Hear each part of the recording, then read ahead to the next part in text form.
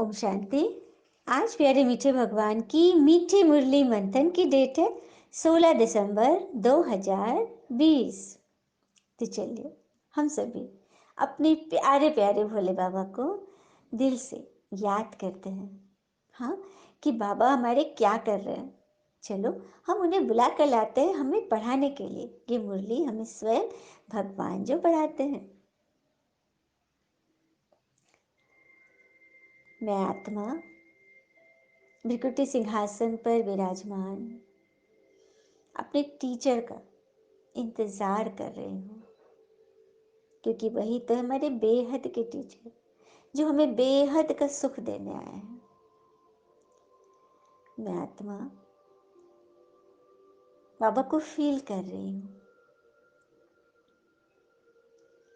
शिव बाबा निराकार परम धाम से एक परम ज्योति नीचे उतर रही है। फील कीजिए 7 कलर से सजी हुई मेरे बाबा की आकृति नीचे इंद्रधनुष से उतरते आ रही है। मेरे लिए बाबा मुझे पढ़ाने के लिए नीचे धरा पर आए हैं।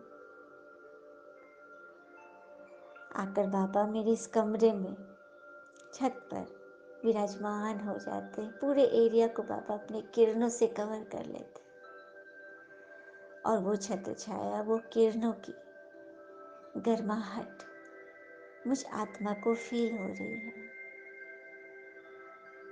मैं आत्मा उन नरमी में अपने आप को समा ले रही हूँ।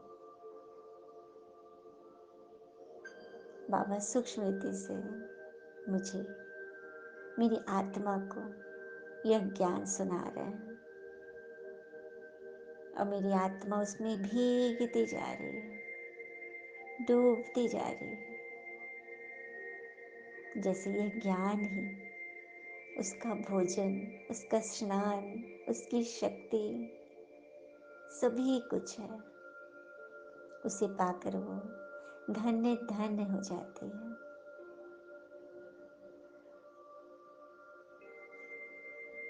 कुछ पल इसे फील कीजिए। याद में रहकर बाबा की वाणी सुनते हैं।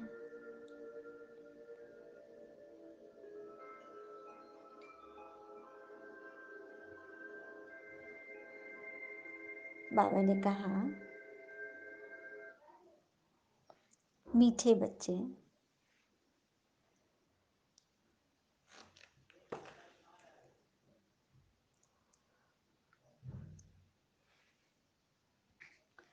मीठे बच्चे, पापों से हल्का होने के लिए वफादार, ऑनेस्ट बन अपनी कर्म कहानी भगवान को लिख कर दो तो क्षमा हो जाएगी। भगवान कह रहे हैं कि तुमने जन्म जन्म जो पाप किए, विकर्म किए, उनको हल्का करने के लिए सब कुछ रियलाइज करते हुए मुझे बताओ। सारा कुछ भी मुझसे मत छुपाओ, क्योंकि वैसे भी तो मैं सब कुछ देख रहा हूँ। तो तुम जब बताओगे ना, तुम्हें रियलाइजेशन होगी, फिर सुधार करने के लिए तुम्हें प्रतिज्ञा करनी है। तो सब कुछ बाबा को लिख कर देना है। वैसे नहीं जैसे कि इस व्यक्ति ने किया।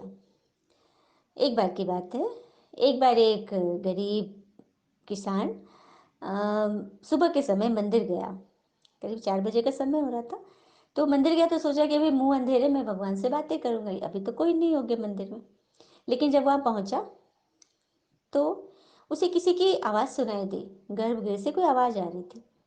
तो उसे झांक कर देखा तो उसे लगा कि नगर का जो सबसे बड़ा सेठ है वो भगवान के सामने प्रार्थना कर रहा है और सुबह के समय कोई नहीं था, तो वो थोड़ा जोर जोर से बातें कर रहा था। तो इसने दरवाजे की ओर से सुना कि वो कह रहे थे भगवान से कि हे प्रभु, मैं तो बहुत बड़ा पापी हूँ। मैंने बहुत लोगों को मतलब ठग करके इतना पैसा जमा किया हूँ। सो मुझे क्षमा कर देना। मैं तुम्हें बहुत दान दक्षिणा दूंगा, सो मेरी गलतियों को माफ़ कर देना। मैं शहर का सबसे बुरा व्यक्ति हूँ। मैं मुझे पता है कि मैं क्या हूँ। मैं सही आदमी नहीं हूँ भगवान। मैंने इस तरह से वो कॉन्फेस कर रहा था, अपने आप को बुरा भला कह रहा था, भगवान से क्षमा कर देने की माफ़ी मांग रहा था और सारी बातें बता रहा था। अचानक पीछे जो खड़ा था उसने कोई चीज़ से टकरा गया, उस कुछ आवाज़ होगी तो पीछे मुड़कर सेठ देखा, तो उसने इसको देख लिया और इसको पहचान भी गया वो सेठ। अब तो सेठ को काटो तो खून नहीं। उसने तुरंत बाहर निकला गर्भगृह से और उस व्यक्ति को पकड़ा और बोला कि तुमने कुछ सुना तो नहीं। तो उस व्यक्ति ने बोला कि हाँ, मैं तो सुन लिया हूँ।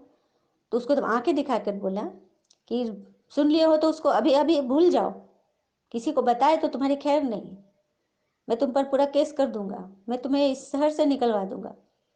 मतलब इस तरह से उसको डांटने लगा और उसकी तो घिघी बन गई। वो तो डर से हाथ पैर ऐसे ही जोड़ रहा था कि अरे नहीं भाई, मुझे क्या पड़ी है। और तो मतलब कहानी हमें ये बता रहा है कि भगवान के सामने तो हम गिड़गिड़ा रहे हैं, माफ़ी मांग रहे हैं, लेकिन जैसे ही वहाँ से हटते हैं तो फिर अपने देह भान में आ जाते कि मैं जो हूँ, जैसा हूँ, अच्छा हूँ, सो एंड सो हूँ, मैं बड़ा आदमी हूँ। तो ऐसे ऐसे बाबा नहीं करेंगे गिल्टी मांगना, ऐसी माफ़ी नहीं मांगनी है। मांगना है तो शरीर नहीं, आत्मा मांगे। आत्मा समझे कि हाँ, हमसे भूल हुई है, हमें माफ़ कर दो और आगे से न करने की प्रतिज्ञा करनी है, तब क्षमा होगी। प्रश्न है, संगम युग पर तुम बच्चे कौन सा बीज नहीं बो सकते हो? उत्तर, देह अभिमान का। इस बीज से तुम विकारों के झाड़ निकल पड़ते हैं, मतलब इसी बीज से सभी विकारों के झाड़ निकलते। जब हम बॉडी कंसेंसस में आ जाते हैं ना कि हम शरीर, जैसे कि सेठ ने क्या किया, वो अंदर गर्भगृह में तो मूर्ति के सामने तो गिड़गिड़ा रहा था, माफी मांग रहा था कि मुझसे गलती हुई है, लेकिन जैसे ही बाहर आया, हाँ, शरीर भान में आ गया कि मैं सो एंड सो, मैं नगर सेठ हूँ। तो ये नहीं, यही सभी विकारों की जड़ है। इस समय सारी दुनिया इन 5 विकारों के झाड़ में फंसी हुई है। सब काम क्रोध के बीज बोते रहते हैं, जो कि तुम बच्चों को नहीं बोना है। तुम्हें बाबा का डायरेक्शन मिला है, पवित्र बनना है, तो अब भी यह बीज जो तुमने बोए हुए थे उसको काटना है, खत्म करना है, न कि फिर नए बीज बो देने हैं। बाबा ने अच्छी रीति एक्सप्लेन कर दिया। अब हम बच्चों को क्या इशारा मिलता है, हम किस तरह से उस पर काम करते हैं, ये बाबा देखेंगे, है ना। गीत है आज की मुरली का, बहुत सुंदर। जब भगवान हमें मिलते हैं तो आत्मा किस तरह से गीत गाते हुए झूमती है।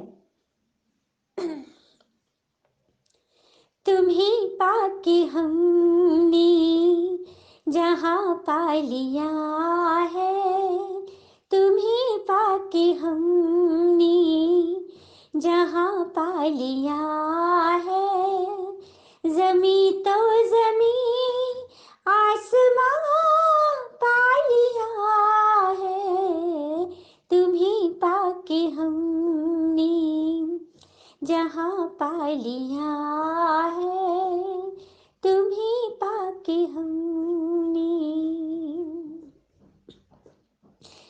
ज़माने के गम प्यार में ढल गए हैं, उम्मीदों के सारे दिए जल गए हैं, न बिछड़ेंगे हम मेहरबान पा लिया है, तुम्हें पाके हमने जहाँ पा लिया है, तुम्हें पाके हमने।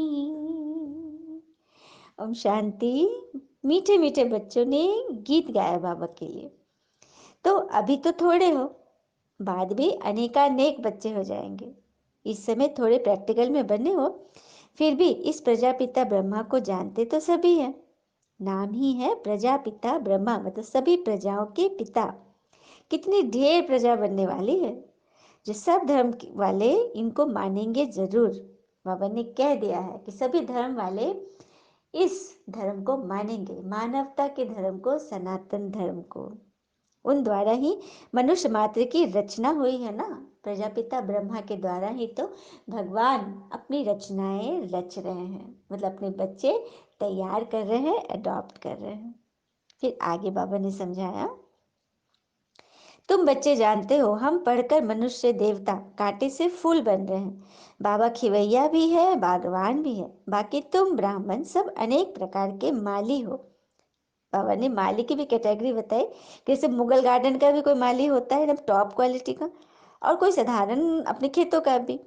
तो वही बात है, माली भी तुम्हारी नंबर वार, जो जिस तरह से फूलों की रख रखाव करेगा उस अनुसार उसको पद मिलेगा। कोई कोई माली कितने अच्छे अच्छे फूल बनाते हैं। फूलों में एक किंग ऑफ फ्लावर भी होता है ना। सतयुग में किंग क्वीन फ्लावर होते हैं, मतलब सतयुग में राजा रानी होते हैं ना। वे बाबा कह रहे हैं कि वैसा ही फूल मैं तुम्हें बना रहा हूँ इस ज्ञान श्रीमत के द्वारा। फिर आगे बाबा बोल रहे हैं कि तुम सब कैसे फोटो निकले हुए हैं। ये समझाने की बात है, एक तरफ साधारण, दूसरी तरफ डबल सिरताज। तुम समझते हो हम यह बन रहे हैं, मतलब अभी बाबा कह रहे हैं संगम पे बिल्कुल साधारण रीति रहना है, किसी भी चीज की जास्ती इच्छा न रहे, आंखें न डूबे, तो अभी साधारण रीति रहना है। फिर सतयुग में प्रिंस बनना है, बेगर टू प्रिंस, इसीलिए बाबा कहते हैं। तुम्हें पता है कि हम ये बन रहे हैं, और बनेंगे वह जिनकी लाइन क्लियर होगी, और बहुत मीठा बनना है। इस समय मनुष्यों में काम क्रोध आदि का बीज कितना हो गया है, सब में 5 विकार रूपी बीज के झाड़ निकले पड़े हैं। अभी बाबा कहते हैं ऐसा बीज नहीं बोना है। और नंबर 1 बीज है देह अभिमान का, बड़ी कंसेंसस में कि मैं ये हूँ, मैं सो एंड सो हूँ, कोई मुझे कैसे बोल सकता है, मैं इतना काम करती कोई नहीं समझता। ये सब देह अभिमान का बीज है। मत समझे, इंसानों को हमें नहीं समझाना है, हमें बस अपने कर्म पर फोकस करना है। हम सेवा करें, क्योंकि यह सेवा स्थान हमें बाबा ने यहाँ पे नियुक्त किया है। हम बाबा के एम्प्लॉय हैं, हमें पगार बाबा देंगे। इंसानों से नहीं, अपने परिवार से नहीं, किसी से भी कुछ लेने की उम्मीद न करें, नहीं तो उसमें दुख होता है। देखो परिवार में क्या होता है, आज किसी ने मान दिया, कल अपमान हो जाएगा, तो हम तो फंस गए ना। तो वही बात है, इसीलिए बाबा कहते हैं कि किसी से भी कुछ भी उम्मीद मत करो, और आवाज में नहीं आओ, क्योंकि कहते हैं ना, ताकत आवाज में नहीं अपने विचारों में रखो, क्योंकि फसल बारिश से होती है, बाढ़ से नहीं। और अंधेरों से अगर घिर गए हो तो घबराओ नहीं, क्योंकि सितारों को चमकने के लिए घनी अंधेरी रात ही चाहिए होती है, दिन की रोशनी नहीं। आप सितारे हो, आप जगमग तारे हो, तो आपके लिए अंधेरा तो उसका प्लेटफॉर्म तो तैयार करना पड़ेगा ना। इसीलिए ये जो आत्माएं है ना, अंधेरे रूप से आपको आपकी लाइट को और ज़्यादा फोकस करने का, और ज़्यादा बढ़ाने के लिए वो अंधेरे में जा रहे हैं, वो गिरते जा रहे हैं आपको ऊपर उठाने के लिए। तो इस बात से क्या कभी कोई फंसेगा कोई, है ना। तो हमें फंसना बिल्कुल नहीं है, बल्कि हर फंसे हुए को निकालना है। फिर आगे बाबा समझा रहे हैं, कई कहते हैं कि गुरु जी से मिले हैं, तो यहाँ तो कोई गुरु है ही नहीं।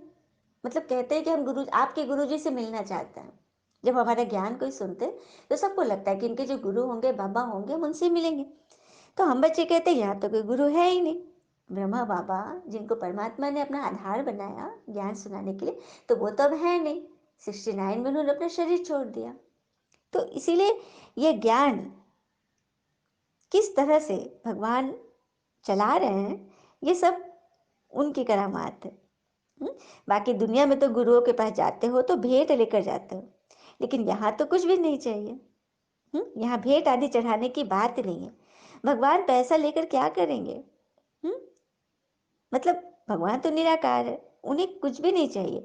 और कुछ भी यदि हम अपने भाव से देते हैं तो उसका कई गुना भगवान हमें लौटा देते हैं, हमारे लिए ही, मतलब हम अपने लिए ही भगवान को देते हैं। जैसे कोई गरीब है, कोई साहूकार है, तो गरीब क्या करेगा, 2 रुपये भी भेज देते हैं, हाँ, और कोई 2 हजार दे देते। तो बाबा कहते दोनों का इक्वल हो गया, क्योंकि भावना दोनों की सेम है। भगवान ये नहीं देखते कि अमीर ज़्यादा दिया तो उसको ज़्यादा दो, नहीं। बाबा भावना देखते हैं, किसमें कितनी भावना है। और बाबा तो यहाँ तक कह देते हैं कि मांगना तो किसी से भी नहीं है। कोई नए बच्चे पहुंचते हैं सेंटर में, और मतलब वो भी भाव से पहुंचते हैं, उनको उतना पता भी नहीं वहाँ के बारे में, और उनके आगे यदि आप हाथ पसार दो, खुद से अपने से मांग लो, मतलब इंतजार भी नहीं कर रहे कि वो आपने कुछ वहाँ पे खरीदा, और जिसने खरीदा है वो ही पूछेगा ना कि कितना दाम हुआ। आप सामने से अगर बोल दो तो उसका इंप्रेशन खराब होता है। तो ऐसे बच्चे ही भगवान के इस ज्ञान को बिल्कुल क्या करेंगे, सूक्ष्म कर देते हैं।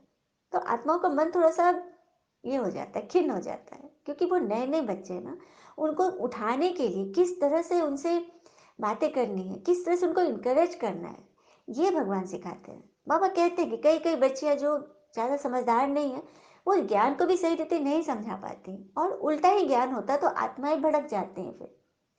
तो ऐसा काम नहीं करना है, उल्टा काम बिल्कुल नहीं करना है, सुलटा करो। बाबा हमें सिखा रहे हैं किस तरह से हमें आत्माओं को मतलब आत्माओं को जब परख होगी कि हाँ ये सही है, ये भगवान का घर है, तभी तो वो ऐसा करेंगे ना। हाँ, तो इसमें बच्चों को बहुत समझदारी रखनी, खास करके टीचर्स बहनों को, नियमित बहनों को तो बहुत ज़्यादा अपने ऊपर कंट्रोल रखना है हर चीज़ पर। तभी तो जो नए आत्माएं आए हैं ना, तो उनको टचिंग होगी कि किस तरह से हम यहाँ से जुड़े और भगवान में निश्चय करें। अच्छा, मीठे मीठे बच्चों प्रति भगवान की नमस्ते। हम बच्चों की भी प्यारे शिव पिता को नमस्ते। और बाबा दिल से सभी आत्माओं की तरफ से आपको वेरी वेरी गुड मॉर्निंग। मुख्य सार है पहली पॉइंट धारणा की, सदा स्मृति रहे कि हम अभी ब्राह्मण हैं, इसीलिए विकारों से बहुत बहुत दूर रहना है। अच्छा, ब्राह्मण का शाब्दिक अर्थ भी होता है उनका मन, जिस आत्मा का मन पूरे ब्रह्मांड में रमन करता है पॉजिटिवली, ही इज कॉल्ड ब्राह्मण। ब्राह्मण का ये शाब्दिक अर्थ है, मतलब पूरे ब्रह्मांड को वो संभालते हैं अपने मन से, अपने पवित्र मन से। इसीलिए ऐसे बच्चों को विकारों से बहुत बहुत दूर रहना है, कभी भी क्रिमिनल असॉल्ट ना हो, बाबा से बहुत बहुत ऑनेस्ट वफादार रहना है। दूसरी पॉइंट, डबल सिरदार देवता बनने के लिए बहुत मीठा बनना है, लाइन क्लियर रखनी है, राजयोग की तपस्या करनी। सच बात है, कई आत्माओं का क्वेश्चन है कि दीदी आप इतनी मीठी कैसे हो, तो बस मेरा इशारा तो ईश्वर की तरफ है, क्योंकि मीठे बाबा ही तो बच्चों को मीठा बना रहे हैं, है ना। तो बाबा से जुड़िए और मीठा बनिए, दिल खुश मिठाई खाते रहिए। तो राजयोग की तपस्या करनी है। फिर बाबा ने हमें वरदान दिया, बाबा की किरणों के नीचे हम सभी बैठे हुए हैं ही। अब हम फील करें कि बाबा की किरणें मेरे सर पे एक वरदानी हाथ के रूप में मुझे सरा रही है, मेरे सिर पर हाथ फेर रही है। और बाबा ने वरदान दिया, ईश्वरीय नशे द्वारा पुरानी दुनिया को भूलने वाले सर्व प्राप्ति संपन्न भव। ईश्वरीय नशे द्वारा पुरानी दुनिया को भूलने वाले सर्व प्राप्ति संपन्न भव। जैसे वह नशा सब कुछ भुला देता है, ऐसे यह ईश्वरीय नशा दुखों की दुनिया को सहज ही भुला देता है। उस नशे में तो बहुत नुकसान होता है, अधिक पीने से जान भी चली जाती है, लेकिन यह नशा अविनाशी, निरोगी, स्वस्थ बना देता है। जो सदा ईश्वरीय नशे में मस्त रहते हैं, वह सर्व प्राप्ति संपन्न बन जाते हैं। एक पिता दूसरा न कोई, यह स्मृति ही नशा चढ़ाती है। इसी स्मृति से समर्थी आ जाती है। देखा, बाबा ने ईश्वरीय नशे की कितनी सुंदर परिभाषा दी कि दुनिया वाले जो नशा होते हैं लौकिक खान पान, वो जो पैकेट चूरमा सबके लोग खाते हैं, उन सब से तो शरीर भी खराब, अर्थ भी गया, समय भी गई, शक्ति भी गई, सब कुछ गया, नुकसान ही नुकसान है। लेकिन ईश्वरीय नशा, ज्ञान का नशा जितना अधिक हम चढ़ाए रखेंगे, उतना ही हमारी खुशी अविनाशी बन जाएगी, और हमें देखकर आत्माओं को टचिंग होगी कि ये जरूर इनके पास कोई अलौकिक शक्ति है, जो ये सदा ही एकदम शक्तिशाली दिखते हैं। तो ऐसे सर्व प्राप्ति संपन्न सभी बन सकते हैं जो ईश्वरीय नशे में मस्त रहते हैं। उसके लिए मुरली कभी मिस नहीं करनी है। कई आत्माओं को बाबा समझाने देते हैं, इशारा देते हैं, बात करते हैं उनसे कि बच्चे मुरली मिस मत करो, युक्ति निकालो कि किस तरह से हम काम करते हुए भी मुरली सुन लेंगे, मुरली से टच रहेंगे। तो ऐसी स्मृति रहेगी तो हम सदा समर्थ बन जाएंगे, सदा पॉजिटिव रहेंगे। हर नेगेटिव में से भी कैसे पॉजिटिव ढूंढना, यह ज्ञान की कमाल है। स्लोगन, एक दो को कॉपी करने के बजाय बाबा को कॉपी करो। हम क्या करते हैं ना, जनरली जो हमें अच्छा लगता है उन आत्माओं को कॉपी करने लगते हैं। यदि सारा समय हम उन्हीं की तरफ देखते रहे, फोकस करते रहे, तो उनके अंदर जो अवगुण होंगे ना, वो भी हमें दिखेगा और हम उसको धारण कर लेंगे। तो कॉपी उनको करना है, देखना उनको है जो सदा सत्य है, जो कभी झूठ नहीं बनते, जिनमें विकार का नामो निशान नहीं है। तो ऐसे तो सिर्फ एक शिव बाबा है, सदा शिव, अर्थात सदा कल्याणकारी शिव, जिसका कोई शव न हो, वो स्वयंभू है, स्वयं उत्पन्न। उनको याद करना है, तभी तो हमारा और सर्व का कल्याण होगा। अच्छा, ओम शांति। शुक्र है मीठे बाबा, वो बाबा के प्यारे प्यारे बच्चे। थैंक यू बाबा। All is well, always. ओम शांति।